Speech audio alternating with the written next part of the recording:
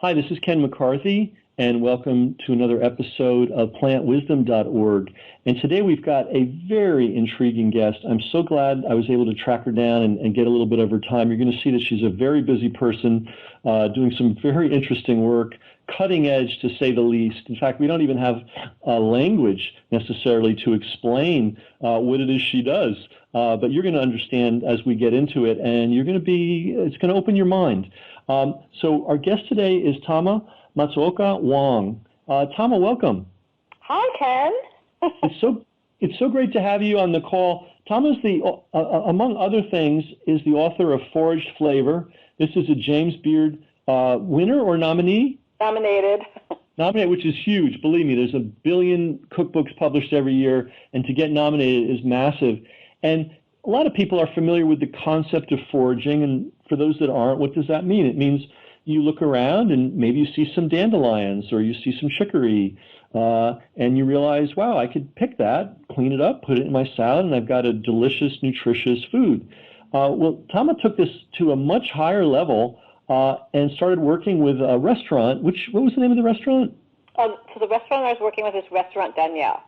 Restaurant Danielle, and this is a serious high-end restaurant where food is not only delicious and enjoyable, but it's an art. And you developed a relationship with them. Can you tell us a little bit about the relationship you developed with this restaurant and the chef? Sure. Basically, the chef it was just completely happenstance, Ken. So I was, had a meadow, and I was looking for things in it that were edible, but I wanted great ways to work with them and to feed my family that weren't just boiling or making it into a tea or salad, as you said. And by just happenstance, some friends of ours were eating at this restaurant, which I didn't really know anything about or follow or anything. And they said that I should bring things in and tell them to cook it. So I was, a little daunted by that. But I brought things in, and they made them into a great meal for that evening. And then I went back and met the chef de cuisine, Eddie LaRue. And he asked me, "So, Mrs. Wong, what else do you have in your meadow?" And I said, I was pretty much of a plant geek by then, and I said, I have 225 plants. What are you looking for? He said, "Bring me everything." So I started bringing him everything, and this became this, we called it the project. We didn't even know what foraging, I hadn't even heard of the word foraging then.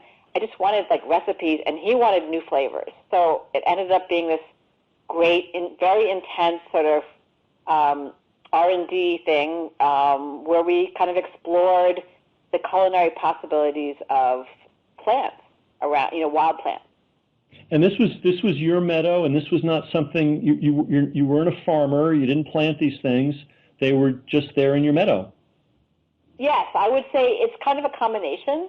So I actually have one meadow that is completely wild. It's just been restored, and there's another meadow that is a seeded meadow because it's on ground that has been dug up to have our septic field put in. So it doesn't mean that you can't actually seed or plant things, but it just means that it depends on the landscape. Gotcha. And in fact, as we were talking about before we started the recording, this practice of encouraging wild plants or specific plants to grow, not necessarily as a farmer or as a gardener, but just, seeding them, giving them a chance to live and thrive. This is actually a very ancient practice. The Native Americans do it. People in the Amazon still do it today. I know people in Africa do it. It's not farming in the sense of we're going to get out the old plow and get the mule and 40 acres and all that. It's more like looking around, seeing what can thrive in a certain area, thinking about what you like, and helping those things that you like that are natural to that area thrive. Is that pretty much a good description? Yes, I totally agree, Ken. And I guess for me, it pretty much came about because I'm actually not a very good gardener. So I tried to plant things and they died. So I'm kind of like a failed gardener. And so then I started looking around and saying, okay, so what things are growing there. I paid attention because, I tried to plant tomato plants and they all washed away because I live in a clay floodplain. And so it's really sort of seeing what's there, but not just automatically throwing them out because they decided to grow there, but looking at them and thinking, let me understand what this plant is, and then seeing whether it actually has culinary possibilities. Well, one thing that I've always noticed and has always amazed me, I've done some gardening, and it's hard work, and sometimes I was lucky, but it's work. And then I would look at the dandelions and the plantains and the chicory, and it's like exuberant, right? Yeah, nobody's watering them, nobody's fertilizing them, nobody's doing anything, and they're just. Why not take a look at what wants to be there, right? Right. Instead of just okay, here's this thing, I need to have this and this and this, and I can't have anything else there except what I want to be there. Right, which is sort of, it's a plantation mentality. In other words, it's, growing is about making money, and hey, there's a big market for indigo, or there's a big market for cotton, or there's a big market for sugar cane. So we're just going to mow everything down. We're going to plow the ground up. We're going to plant nothing but sugar cane. And, that's sort of, like I said, it's a plantation mentality. And it's sort of a relatively new approach to agriculture. And the more ancient approach that appears everywhere on the planet and goes back thousands and thousands of years is, hey, what's growing that we can gather, and what can we encourage that would like to grow here that we like? Yes, and encouragement is completely the right word for it.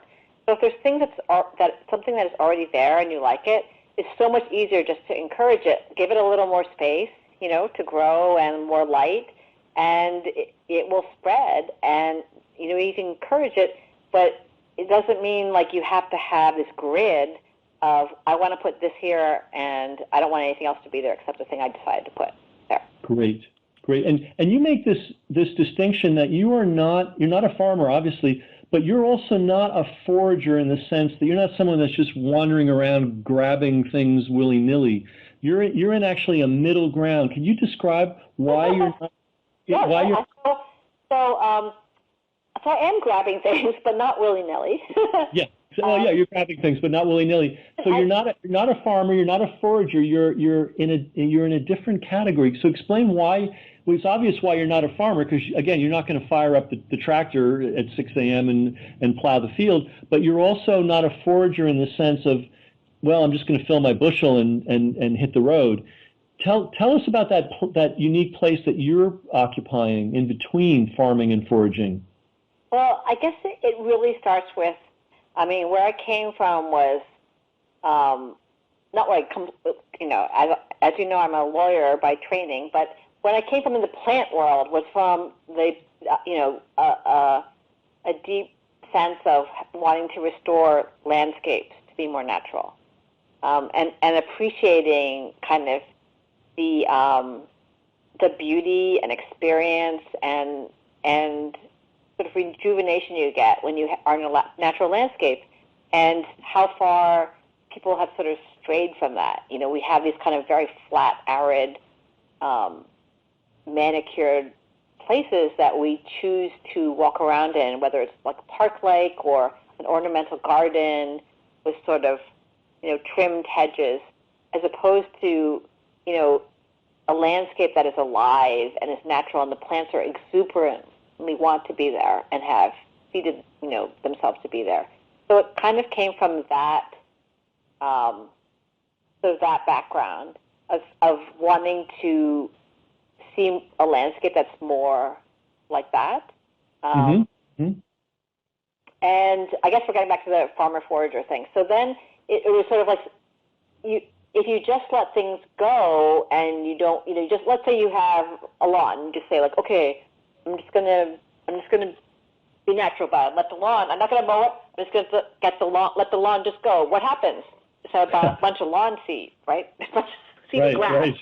So that's not really. So you do have to do something. So there is a sense of managing it or restoring it to be the way you want. So yes, it does require, and at certain points it may require a fair amount of work and thinking, but not in such a controlled way that everything has to be in kind of a row, in more of a natural way where you're working with nature instead of imposing your own preconceived design of what the land needs to look like.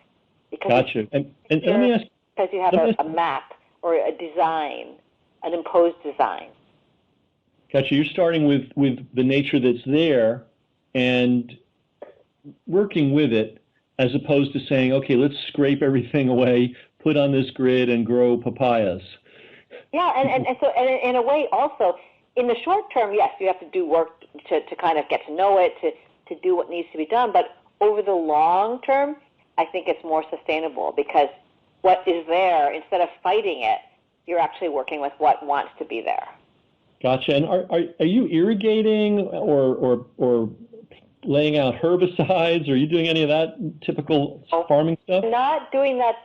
I mean, it is kind of a battle. I mean, so for example, I did a Kickstarter for a sumac farm, and that's a whole other topic we can talk about another time. But I planted sumac, and the first year it would have been a poison ivy farm. It was not sumac. The poison ivy was like hovering over the top of the sumac because it was so happy and it was invigorated or something. Okay.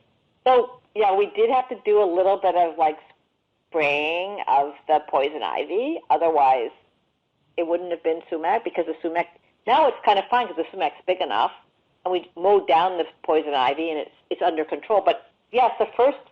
I'm not kind of like this. It can all or nothing type person, but I think it's more like seeing what's happening and trying to manage it to be what the landscape wants it to be. So does that make any sense? Absolutely. And for people that don't know, some people have heard of poison sumac. We're obviously not talking about that. I didn't plant a poison sumac farm. So, but tell people what sumac is and why it's so wonderful. Okay. So I mean, the other thing, because I work with a lot of chefs who are very creative people and are totally obsessed with flavor, is that not besides the point that not all plants are the same ecologically and how they relate to land. Not all plants are the same. Of course, they could be edible, but edible and delicious, there's a wide range, right? Between it's delicious versus top 10, and versus it tastes like cardboard. You can survive off of it. Like plantain, which grows everywhere. It's fantastic. Thank you. But unless the leaves are really small, unless you have a taste for it, it's not going to be your favorite dish. It's very fibrous, and this is kind of, yeah. So sumac, yes. So unfortunately, sumac seems to have a bad name. I know like all these farmers that just cut it down, and I know the highway department has been up and down Route 95 has been spraying it. I think because they think it's poison sumac. But poison sumac has a white fruit cluster, and sumac has a kind of red burgundy fruit cluster. And it is it's a really wonderfully delicious spice. The American Indians used to dry it and use it over the winter and through the season as sumac aid. It's very nutritious. It is kind of tart, citrusy, but at the same time almost like cherry and nutty flavor. So it's really great both in a flavor and nutrition point of view. But it's kind of declining. You see it along the highways, you think there's a lot, but if you're actually looking for it, it's not that much around. So when you're really looking for it, so I ended up kind of doing a kind of experimental planting of sumac because there's so much that's not known about it. We haven't focused a lot of research that has gone into agriculture doesn't focus on things like this. So we don't know how many years it would take from a plug to actually yield. We don't know how to tell what a male sumac is versus a female sumac when it's very, very young. So a lot of this is information that we're trying to build in what I'm doing. Oh, that's fantastic because, obviously commodity crops like oranges and wheat and even eggplant and all that stuff, a lot is known because People have been growing it for a long time. They grow it in huge volumes. There's a lot of money at stake. There's probably an Eggplant Growers Association of America. Yes. So the data flows. But when you're talking about the sumac tree, when you have half the country doesn't even realize the difference between poison sumac and wonderful sumac, you have a problem right there. So you found a piece of ground that sumac you believe would naturally enjoy, and you encouraged. Yeah. I think the thing is that I think a lot of people will pick something. I think it's really important to, try and understand and see what's naturally growing on a place. So this was a place that it's actually, I'm working with the New Jersey Conservation Foundation. So it's what they consider a piece of fallow land that really, it's preserved farm, but it's not really conducive to farming. And I know the farmer who preserved it, and he was like, I've got this. This is kind of what I said the conversation looks like, right? They're like, I got this, land. It's like fallow. I can't do anything with it because it's got this steep slope. Right. So if I try and put a tractor on it, it's like the tractor's like half falling off, right. And nothing will. It's just too much of a headache. So why don't you look at it? So I look at it. I'm like, oh my gosh. Perfect for sumac. In fact, sumac should be growing here, but it probably hasn't because we've just only been, on the one side is a lawn and the other side is kind of a hay field. So if we put sumac in this area, it would almost be putting back what should be there and restoring a corridor for wildlife between two sort of preserved areas. And these kind of, there's so much fragmentation of wildlife corridors now that This would be, it'd be a really good thing in kind of the bigger picture, in addition to hopefully make a crop.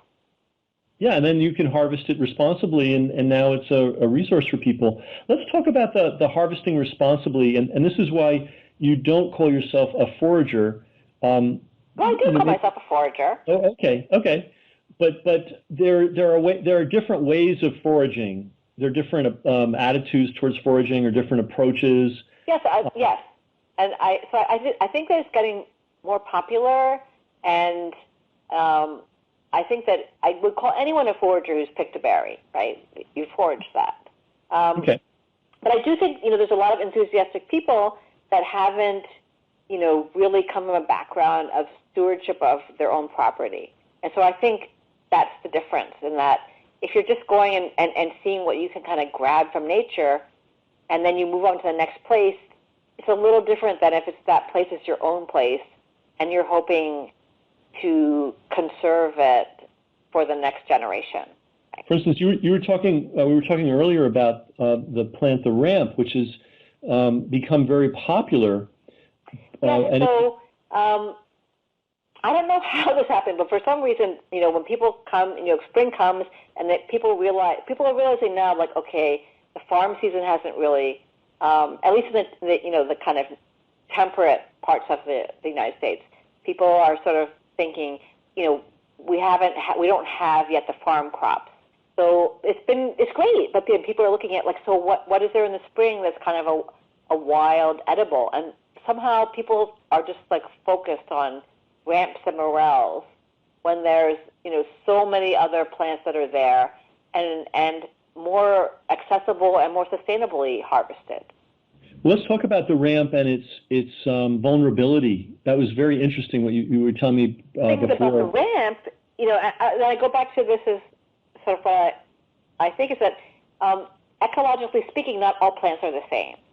So there are some plants that have been introduced because through people or through the government saying it's good because there's no pests, but they've been introduced from one way or another from other countries, and they come in. When they are introduced to a landscape here, they do not have the same controls or balances, so they may get out of control and become invasive. That's on one side of the spectrum. The other side is sort of native plants that are very specialized, meaning that they require very certain soil and other conditions. They will only grow in certain types of soils and conditions, which is a ramp. Ramp will not grow in a farm field. And then add to that the fact that if you understand the plant more than just I see it, it looks like there's a lot, I'll take this. You understand kind of its behavior and its growth cycle, which for a ramp, it can take 18 months to even just germinate and 3 to 5 years to mature. You sort of realize that if you really think about that, the fact that people, I think there's a study that said there's about 1 million pounds of ramps that they calculated being harvested annually in the United States, and that people are pulling the entire plant out, including the bulb, which is the root, the source of the food source for the plant to regenerate the next year. You're taking out probably hundreds of years of plant growth when you go along and pull out those ramp plants. Wow. So we've got a lot to learn about how to forage responsibly and how to work with our landscapes responsibly. And one of the things we were talking about before the recording started is that the approach that you're taking is you're out in the field often all day, personally harvesting and thereby getting to know the plants and getting to know the landscape. You're not just taking people on plant walks. You're actually harvesting, for lack of a better word, industrial-sized amounts of plants, but you're doing it with a sensitivity towards what's sustainable. Yeah, so I'd say not industrial size, but maybe more than personal size. Commercial size, kitchen. Yes, and the reason I kind of chose to do this is I really believe in learning by doing. And so by the fact that I'm actually in the field working with a single plant for perhaps 6 or 7 hours at a time, you really learn a lot of things about their behavior and how it is, aside from kind of when it tastes the best, but also just like how it behaves and its kind of rejuvenation, et cetera, year on after year after year. And so I kind of chose this way, which is to have a small kind of startup business as a way of learning by doing. And I kind of felt that was a way that for me I would have the most impact, and as well as really learn by experiencing. Gotcha. Well, I can't believe we're coming up to our time. We're clearly going to have more conversations about this, because this is really interesting stuff, and I think important too. I think this is a way some people could supplement their incomes if they do it responsibly, or supplement their meals. They may have a meadow, they may have a garden that has, quote, weeds in it, and this kind of information is something that could be very useful and helpful to people. What's your vision of the future? I mean, right now you're doing things the way you're doing them. You've got your meadows, and you're working with restaurants I mean, what I notice again, Ken, from being out like so often, is I really notice the impact that weather's having on both wild plants and cultivated plants, and it's very, very challenging. And that, people are seeing like entire years worth of crops kind of wiped out by a hailstorm or something, where it never happened before. So I definitely know, I believe and I know that weeds and wild crops in that sense are going to be somewhere in our future. And so the more that we learn about them now, the better prepared we are for future generations. And the thing that I'm kind of hoping, from your audience, that people will get is just to start. I think you have to start by thinking differently about the things that you normally don't even think about. And then once you start there, it's your own journey as to how far you want to take it, whether you want to actually, pursue a living this way, or just use it for your family, or just for your personal use. But I think that, the great thing about this is there could be something for everybody. Great. And one place for people to start that I very much recommend is your book, Forage Flavor.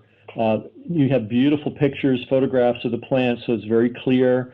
You also talk about what plants are, for lack of a better word, endangered or need to be handled with special care. Sustainability code. And in addition, there was a 5-step process for identification. And I know in this day and age, a lot of people just want to see a photo and like match it to the photo. But if you just take a little bit of time, this kind of walks you through, and it's not in a overly scientific, you have to know a taxonomic description of the plant, but it gets you to start to look at, okay, how does it grow? People actually don't even think about it this way. Is it a tree or an herb? Like what is the structure? And right. Where are you finding it? And those kind of, once you start to understand this kind of, that way of thinking about the structure of it, it's really pretty easy to be able to identify plants. And then the next thing is to take, I think, just a few of them. Don't try and do like 100, and really get to know those plants. We'll learn them one or two at a time. Oh. And then your book also has, for people that love cooking, your book has some really good recipes for working with these plants, kind of above and beyond. Well, that's why it was nominated for the James Beard Award. It's high-end cooking, creative cooking. But it's all been tested for home kitchens. And the interesting thing for us is that we actually, because it's so seasonal, of course, right, then it's not like you can just look up in a cookbook and be like, okay, here's another hamburger recipe. It has to be at the time in the season when the plant is there. But we've started kind of cooking through it. Every year we come back and like, okay, I won't be able to cook this again until next, June or whatever the time is. And so it is kind of, for us and my family, it's sort of enjoyable in that sense. Great. The book again is Forage Flavor, and the author is Tama Matsuoka Wong. And what's your website, Tama? The website is meadowsandmore.com. Can I also point out that we have a plant ID forum. So for people who are just starting and are a little nervous, which is a good thing about their plant ID skills, we have a forum that is on our website and is moderated by one of the top botanists this side of the Mississippi. Wow. So, and he's retired, and he loves answering plant ID questions. But you do have to post a picture of more than like a dot of a leaf. But so, the idea is for people to just appreciate what's around them, and that's where you can kind of start. Great. What a great resource. And that's at meadowsandmore.com, and the book is Forage Flavor. And Tama, thank you so much. I'm really looking forward to more conversations like this. Thank you, Ken. And, I hope we can do our plan, that we're planning something for October. That would be really fun.